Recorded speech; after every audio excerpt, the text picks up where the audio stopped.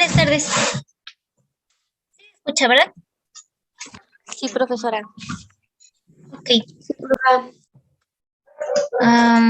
Lorena, ¿qué vimos la clase pasada?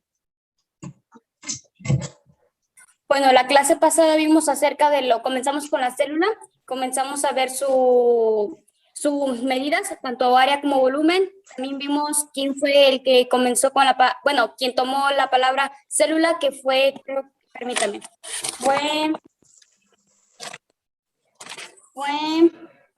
fue Robert Hooke, que fue el que ya tenía, ya hacía uso de lo que era el microscopio, el cual ya estaba un poco más avanzado y lo que le permitió darle a este microorganismo el nombre de célula.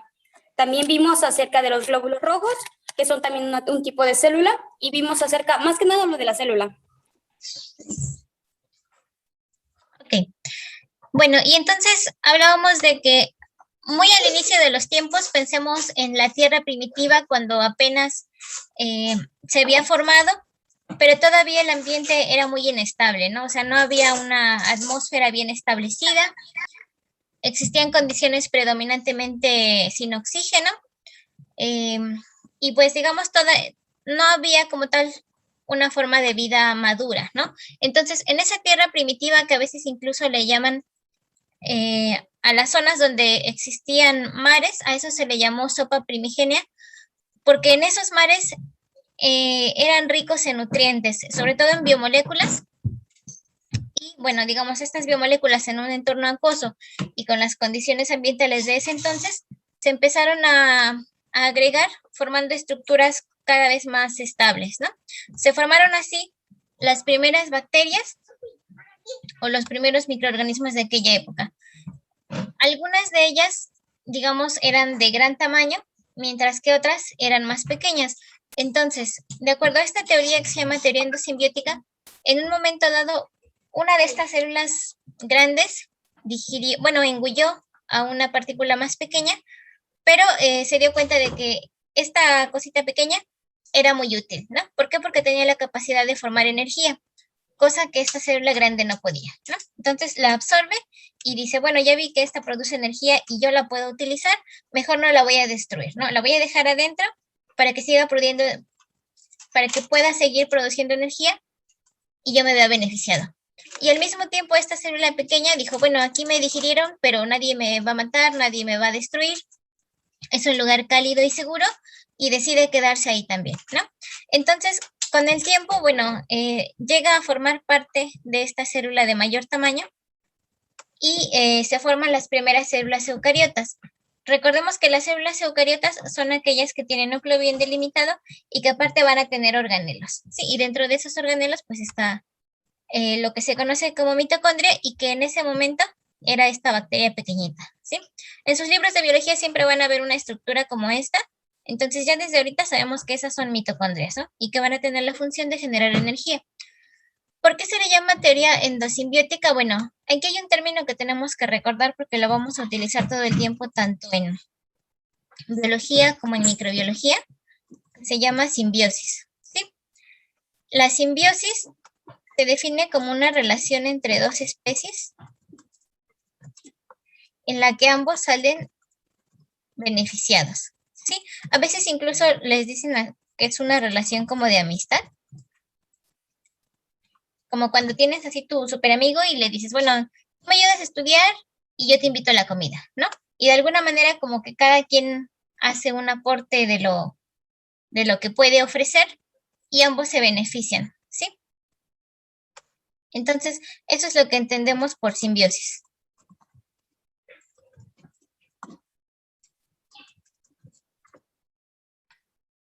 Ahí lo puse en el chat. Y bueno, endo, porque se puede decir que ese proceso de amistad surgió a partir de que a partir de que una de estas bacterias primitivas quedó adentro de la otra, ¿sí? Bueno, entonces, ya formada esta bacteria, esta nueva célula madura, algunas de ellas tuvieron la capacidad de engullir a otra partícula que también tenía características especiales. Este era lo que ahora conocemos cloroplastos, y esta célula llegó un momento en el que dijo, bueno, por ahí hay una célula, la engullí, pero nota que puede hacer fotosíntesis, ¿no? La fotosíntesis consiste en que utiliza la energía solar para producir sus propios nutrientes, vaya, principalmente carbohidratos que le van a aportar después energía. Eso es lo que hace la fotosíntesis, ¿sí? Y entonces, cuando la engulle y nota que puede adoptar a la célula con todas sus funciones, dice, pues mejor me la quedo, y es el origen de las células vegetales, ¿sí? Bueno, entonces, esta teoría fue propuesta por una científica que se llama Lynn Margulis, que bueno, si no la ubican, tal vez sí conocen quién es Carl Sagan. Es uno que sale en una serie que se llama Cosmos. Si pueden en cualquier momento, luego las veo que las publican en Facebook o en algunas plataformas, entonces si pueden ver la serie de Cosmos, está interesante. Pero bueno, Carl Sagan en su momento fue un divulgador científico muy bueno, tenía su programa de televisión, tiene varios libros como el de Contacto, que por cierto está, creo que ustedes no los dejé leer libros. Eh, pero bueno, tiene varios libros interesantes. Y su esposa es Liz Margulis, que también era científica, y en su momento, cuando ella propuso esa teoría, todo el mundo le dijo, estás loca, eso no, como que no tenía sentido, ¿no? Pero ella dice, bueno, la razón por la cual me baso en decir eso es que mitocondrias y cloroplastos tienen características que los hacen ser especiales con respecto a otros organelos, ¿sí? No guardan una relación tan directa con los otros organelos y aparte tienen su propio material genético, ¿sí? Si ustedes ven, ya después cuando veamos en detalle el tema de los mitocondrias, las mitocondrias tienen su propio ADN, ¿sí? Es decir, no dependen totalmente del material nuclear que tenemos aquí donde está esta partecita morada de la célula. Y entonces la mitocondria tiene su propio material genético. Esa característica hace que algunas enfermedades sean exclusivamente mitocondriales por alteraciones en el material genético, pero mitocondrial, ¿sí?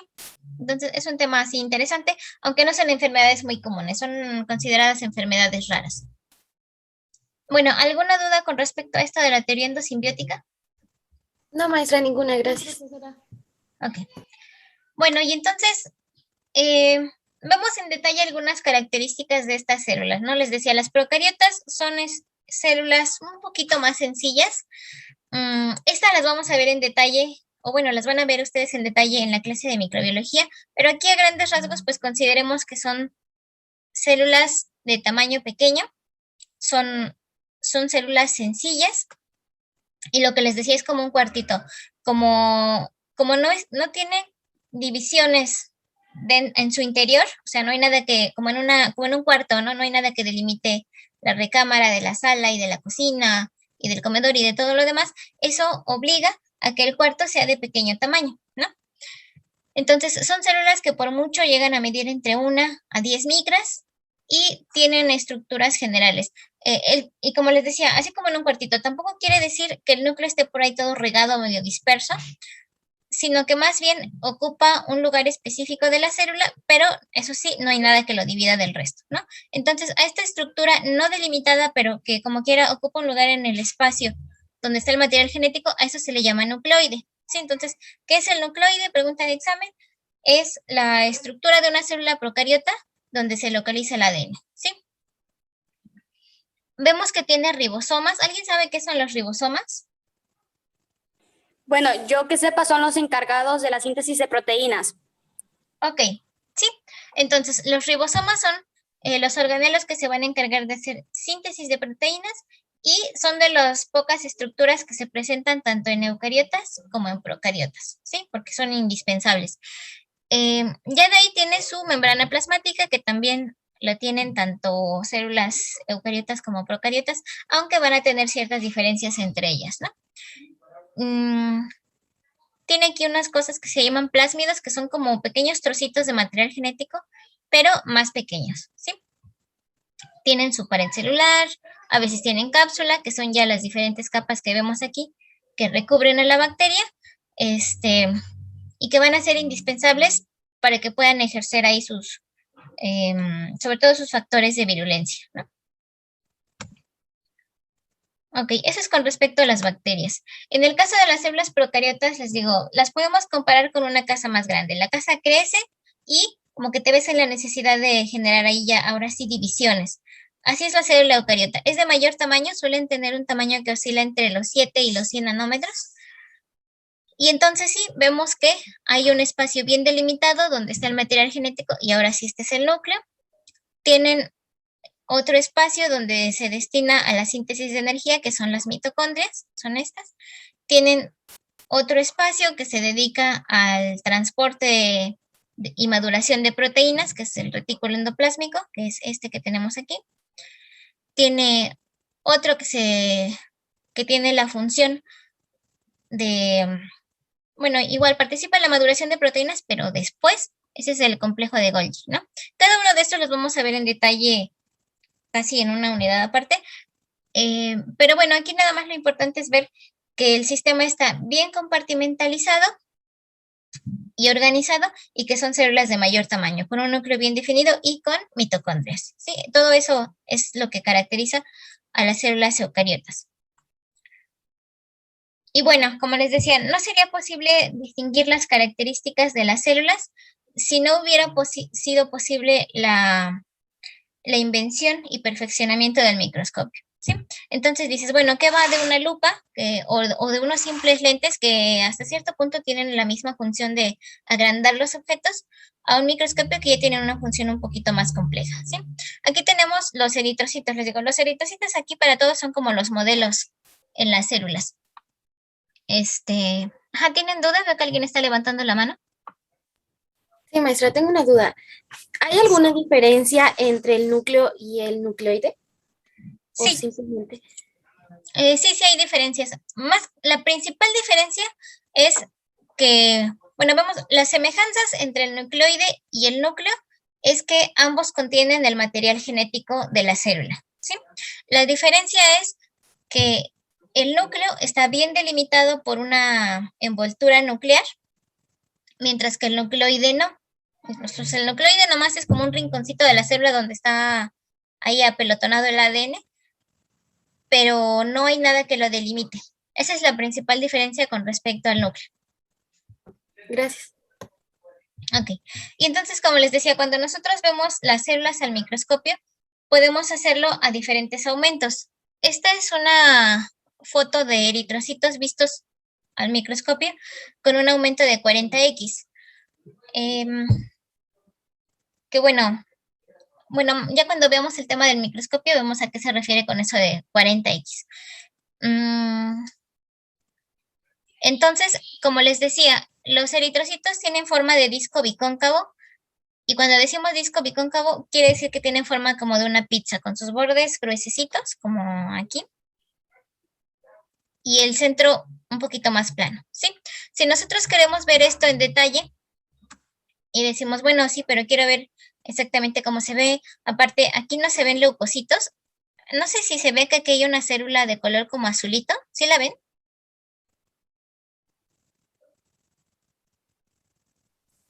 Sí, maestra.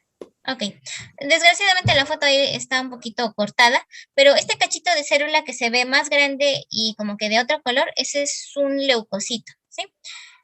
Vistos al microscopio a 40x, así en una gota de sangre fresca, cuesta trabajo distinguirlos, sobre todo si es de las primeras veces que observamos al microscopio, pero para facilitar su visualización podemos aumentar ahora sí, el aumento con el que se ven y aparte teñirlos, o sea, pintarlos. Es como se ve en la parte de abajo. Esta es una vista a 100x, ¿sí? Entonces, esta diferencia entre 40x y 100x es como cuando nosotros tomamos fotos y dices, bueno, primero tomo una foto panorámica, como cuando te tomas una selfie, ¿no? Primero dices, bueno, primero va la foto de cuerpo completo y luego una donde solamente se ve mi rostro, ¿no? Entonces, así aquí, primero tomas una foto así como más panorámica, más completa, pero al tomar la foto completa pierdes detalles, ¿no? No se ven cositas que sí puedes ver cuando le pones el zoom. Entonces, cuando vemos a 100x es como cuando le das el zoom con la cámara, ¿sí? Puedes ver entonces con más detalle algunas de estas estructuras y más si la puedes teñir como ocurre en esta, ahora sí distingues claramente todos los tipos celulares. Entonces, todos los que se ven en tono como rosadito, todos son glóbulos rojos. Si se dan cuenta, es la mayoría de las células que tenemos aquí. Luego, todas las células que si se dan cuenta son un poquito más grandes, estas. Compárenlas con el tamaño de un eritrocito y pues sí, son más grandes. Y tienen sus núcleos así medios extraños. Esos son glóbulos blancos. Y los puntitos que vemos aquí de manera aislada, así chiquititos y así, esas son las plaquetas, ¿sí? Entonces, los glóbulos rojos sabemos que son los que transportan oxígeno, le dan el color rojo a la sangre y todo lo demás. Los glóbulos blancos son las células de defensa del cuerpo que van a luchar contra las infecciones y todo lo demás. Y las plaquetas van a participar en el proceso de coagulación, ¿sí? Entonces, cada vez que yo me corto, mis plaquetas van y trabajan para cerrar esas heridas, ¿sí? Les digo, recuérdenlo porque es algo básico. Yo creo que no importa si eres estomatólogo, médico, enfermero, químico, lo que quieras, las células sanguíneas son de las más importantes que deben de conocer, ¿sí? Eso es visto así en X. Ahora, y esto es visto con microscopio óptico. El microscopio óptico, hay una práctica más adelante donde vamos a ver cómo funciona el microscopio, pero básicamente es como el que tengo aquí. Entonces, este es mi microscopio, así como marca mi alegría. Es otra marca, pero está bonito, ¿no? Entonces, el microscopio tiene un sistema de lentes que cuando aumentas, cuando sumas el aumento que te proporciona cada una de estas lentes, es lo que permite tener los diferentes niveles de aumento. El lente que tiene aquí, y que es el que va más pegado al ojo, se llama lente ocular, que creo que ya lo habíamos visto en la clase pasada en las imágenes, pero lo vamos a ver todo el tiempo. Este es el lente ocular. En la parte de acá tenemos lentes que se llaman objetivos. Se llaman así precisamente porque están más cercanos a mi muestra. Siempre pierdo mi prototito. Y si se dan cuenta, en esta parte tiene varios tubitos. Cada uno de esos es un objetivo con diferente grado de aumento. Entonces, nosotros siempre empezamos a observar con el tubo más chiquito, que es el de aumento más pequeño. ¿Por qué? Porque me permite tener una vista panorámica, ¿sí? O sea, como la que tenemos aquí a 40x. Incluso empiezas viendo desde 10x y ese es el aumento con el que debes empezar a observar. Claro, también depende de la muestra. Ya después puedes ir poniéndole los aumentos mayores. Si es que dices, ay, hay algo interesante y quiero saber exactamente qué es, ¿no? Le pones un aumento más grande y le puedes girar para ponerle el otro aumento de mayor tamaño. Este, que si se dan cuenta es el tubito más largo, es el que me va a permitir un aumento mayor, que aquí sería el equivalente al de 100x, ¿sí? Y noten la estructura básica del microscopio. Entonces les digo, tiene un sistema de lentes oculares que están aquí, lentes objetivos que están aquí, la muestra, que el portaobjetos lo colocamos sobre esta superficie, y una fuente de luz, que es la que va aquí, ¿sí? Este microscopio está bonito porque tiene una parte con una fuente de luz todavía muy rudimentaria. Antes, la fuente de luz era un espejito, así como este, ¿no? Y pues vemos que refleja la luz y eso es lo que me permitía observar, ¿no? Pero, por ejemplo, ahorita que tal vez no haya mucha luz o que no es algo que puedas regular con tanta comodidad, bueno, ya los microscopios actuales tienen unas lamparitas aquí que, bueno, iluminan. Noten que en esta parte tiene un orificio, entonces por ese orificio pasa la luz y es lo que finalmente permite que yo pueda ver mis muestras con claridad, ¿no? Entonces, así es como funcionan los microscopios actuales. Pero estamos hablando aquí de microscopios ópticos. En el caso de los microscopios electrónicos, esos permiten observar el microscopio más o menos así, ¿sí? Lo que estamos viendo aquí es la punta de una jeringa que fue utilizada para hacer una toma de muestra, ¿sí? Entonces, lo que tenemos son los eritrocitos que quedaron ahí atorados en la punta de la jeringa. Y esos son los eritrocitos con un aumento mayor. Aquí también se puede modificar el nivel de aumento. Y vemos a detalle la estructura y forma de cada célula sanguínea, ¿sí? Estos son los glóbulos rojos, estos son leucocitos, y esta sería la estructura de una plaqueta. Estas imágenes son un poco atractivas, bueno, a mí casi no me gustan, pero igual son útiles para son útiles para observar las muestras como atravesándolas. Se llama microscopio electrónico de transmisión. ¿Suena bien o suena bajito? Si no, alzo mi tono de voz. Suena bien, profa. Se escucha bien. Sí, suena bien. Ok. Se escucha Entonces, bien. Yo lo este escucho es, bien, profe. ok. Este es un microscopio electrónico que se llama de transmisión, a diferencia de este que es de barrido. Entonces, el de barrido te permite una vista superficial, como si vieras los objetos por arribita, ¿no? Y te permite unas vistas tridimensionales muy bonitas. Aquí también hay que considerar, estas imágenes salen originalmente en blanco y negro, ya después se pintan, como para darle un poquito más de realismo, ¿no? Las imágenes de microscopía electrónica de transmisión también son en blanco y negro, pero aquí es como si hubieran hecho un corte transversal así sobre las diferentes células que se ven y puedes ver estructuras internas. En este caso, les digo, es un corte de un vaso sanguíneo y se ven aquí los eritrocitos, pero digamos, en lugar de que lo veas así, lo estás viendo de lado, ¿no? Por eso se ven así medios deformes. Y esta es otra donde vemos la estructura de unos leucocitos. Entonces, igual lo que vemos aquí es el núcleo de los leucocitos, de los glóbulos blancos, y ya las cositas que tiene por dentro. Ok. Y ahí tenemos una imagen de cómo se ven los microscopios, más o menos así como estos son los que tenemos en el laboratorio aquí en el complejo. ¿Sí? Ya cuando ustedes vayan a clases presenciales, tendrán oportunidad de utilizar estos aparatos. Noten las semejanzas y diferencias con mi microscopio que tengo aquí. Este, por ejemplo, es un modelo todavía un poquito... Así eran los microscopios antes. Tenía nada más un ocular para poder observar, ¿no? Entonces, como que tenías que... No, pues así. Estoy poniendo con el ojo cerrado. Los de ahorita ya tienen un sistema binocular para que se puedan observar de una forma más cómoda, ¿sí? La lámpara, les digo, ya es un foquito donde se puede regular mejor la cantidad de luz. Los objetivos son de diferentes aumentos. Obviamente tienen aumentos mayores que el que me da este microscopio. Pero lo importante aquí en todos estos microscopios ópticos, todos, es que funcionan con base en lentes y con base en luz visible. O sea, si apagamos la luz o si mi foco se funde, ya no voy a poder observar de manera apropiada. En cambio, los microscopios electrónicos son más grandes, más aparatosos, mucho más costosos, tanto así que vaya, aquí en el complejo tenemos como fácil de ser, por lo menos yo creo que unos 10 microscopios sí tenemos, ¿no?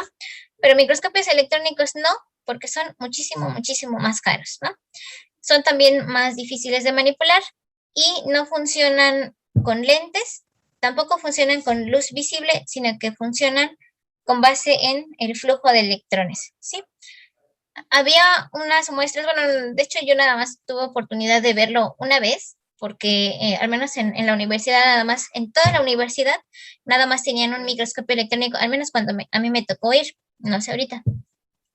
Pero las muestras las recubrían con oro y sabemos que el oro conduce la electricidad y la electricidad pues es un flujo de electrones, ¿sí? Entonces cubrían la muestra con oro y ya que estaba así, hacían pasar un haz sobre la muestra y después el barrido que hacía sobre ella se pasaba a la computadora y ya nos daba una imagen como las de microscopía electrónica de barrido, ¿sí? Entonces, más o menos así funciona, pero les digo, es muy diferente su uso. Ok. ¿Alguna pregunta hasta acá? Y aparte, si quieren ver virus, estrictamente tendrían que utilizar un microscopio electrónico de alguno de estos tipos. Luego vamos al laboratorio y checamos las muestras y te das cuenta que nada más así se avientan unas discusiones bien, vaya, que dices, ni sabes qué estás viendo al microscopio, porque me dicen, vimos unos virus al microscopio y dices, no se pueden ver virus al microscopio, ¿no? ¿Por qué? Porque miden menos de una micra y ya no es posible visualizar ese tipo de objetos con microscopios ópticos, ni siquiera con 100X, que es el aumento más grande que te da. Entonces, virus solamente se pueden ver con microscopio electrónico, ¿sí? Les digo, para que no les pase ahorita en las clases de microscopía.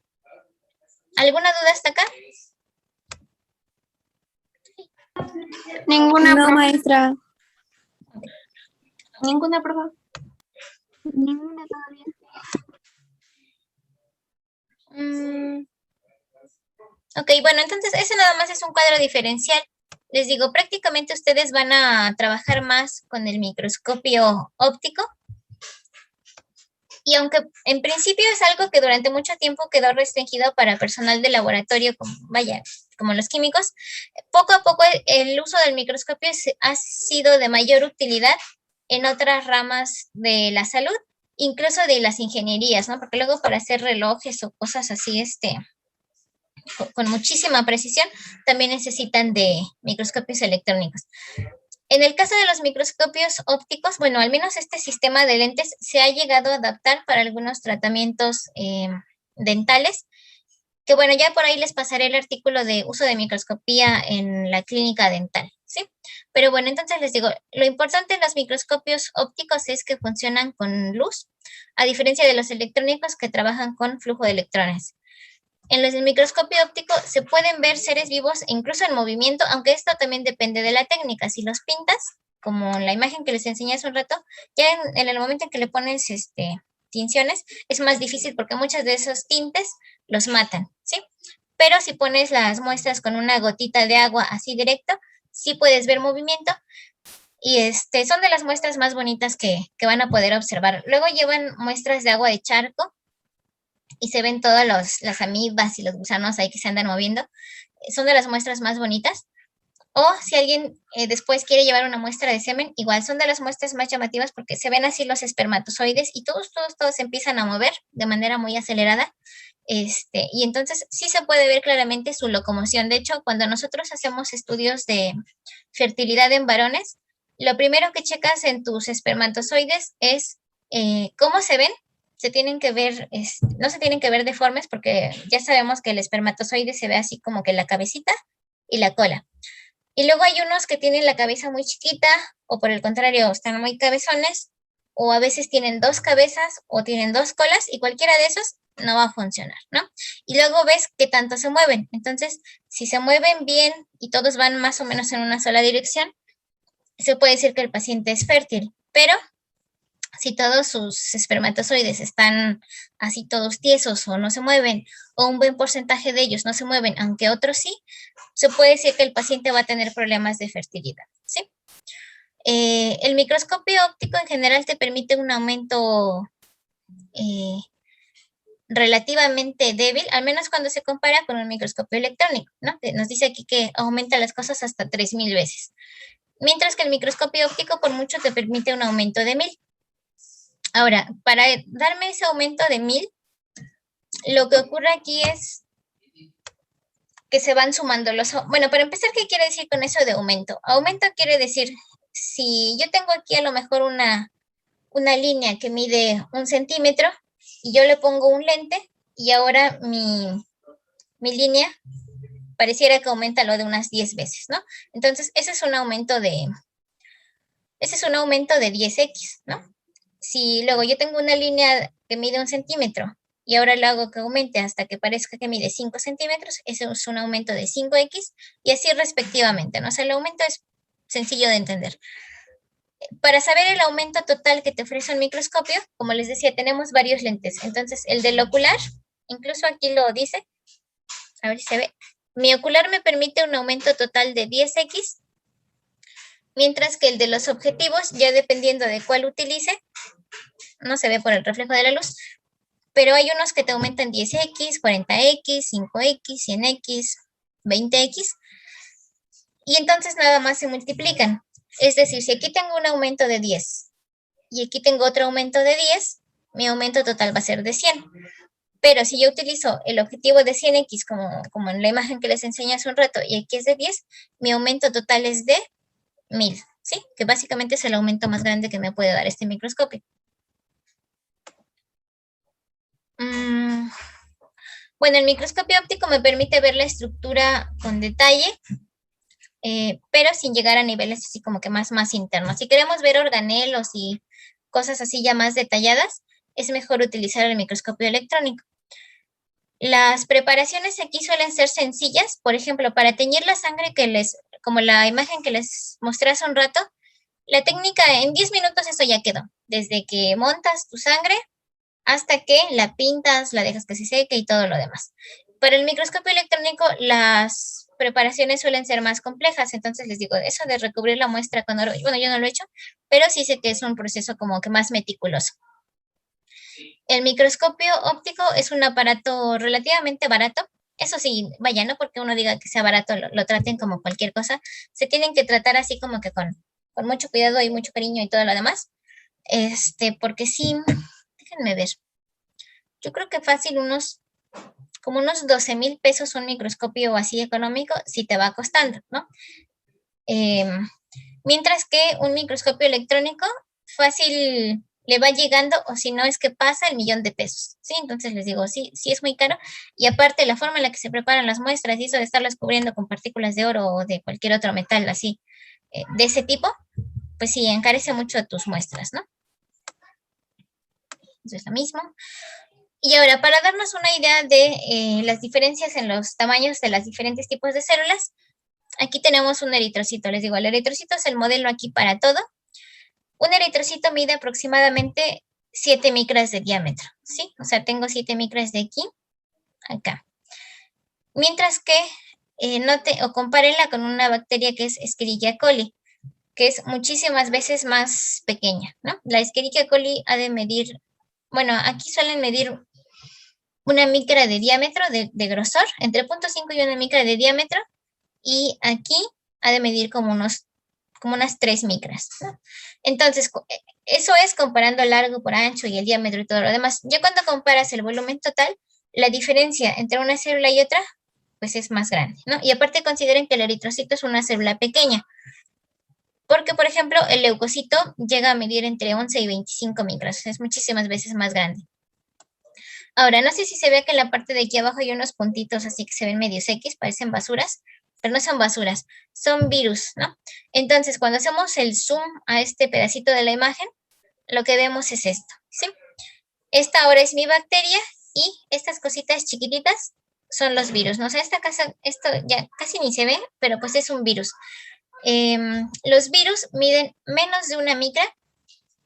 Yo creo que fácil. Los virus más grandes miden la quinta parte de 1 micra. Entonces, vaya, así de pequeñitos son. Y entonces dices, bueno, ¿cómo es entonces que una cosa así tan chiquitita como esta nos tenga todos encerrados, ¿no? Vaya, comparen aquí el tamaño del eritrocito y este es el virus más grande, ¿no? Dices, o sea, eso no es nada, ¿no? ¿Cuál es el problema aquí? Que son microorganismos que se reproducen con mucha facilidad. Se dice que el crecimiento de los microorganismos es exponencial. ¿Qué quiere decir con eso? Es decir, no crecen así, de manera lineal, sino que primero son pocos, pero llega un momento en que crecen y es un crecimiento acelerado, ¿no? Así se le llama. Entonces, por ejemplo, en el caso de que uno de estos virus contagie a un eritrocito, cuando lo contagia, salen hasta 1,000 células por cada célula infectada de nosotros, ¿sí? Entonces, imagínense, ¿cuántas células tengo en mis vías respiratorias que pueden ser susceptibles de ser atacadas por un coronavirus? Pues son muchas células. Y luego, la cantidad de virus que van a salir como resultado de esa infección son muchísimas veces más, ¿no? Entonces, pues eso es lo que hace que en un momento dado infecciones respiratorias o virales, aquí lo importante es tratarlas a tiempo y con prontitud, al menos, sobre todo para muchas enfermedades infecciosas, así es. Cuando tú las tratas a tiempo, hay oportunidad de evitar que lleguen a tener este crecimiento acelerado. Y una vez que están hasta por acá, controlarlo es más difícil, ¿sí? ¿Alguna pregunta hasta acá?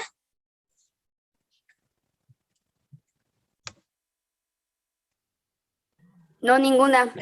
Ah, bueno. Bueno, pues ya se nos acabó el tiempo. Zoom nada más nos da 40 minutos y la conexión sigue un poquito inestable. Entonces, esperemos que ya para el lunes estemos mejor y podamos continuar con las clases en Teams. ¿Sí? Nos vemos el lunes. Hasta luego. Adiós, profa. Gracias, Buenas hasta luego. tardes. Hasta la mañana, profa. Hasta luego, profe, gracias. Gracias.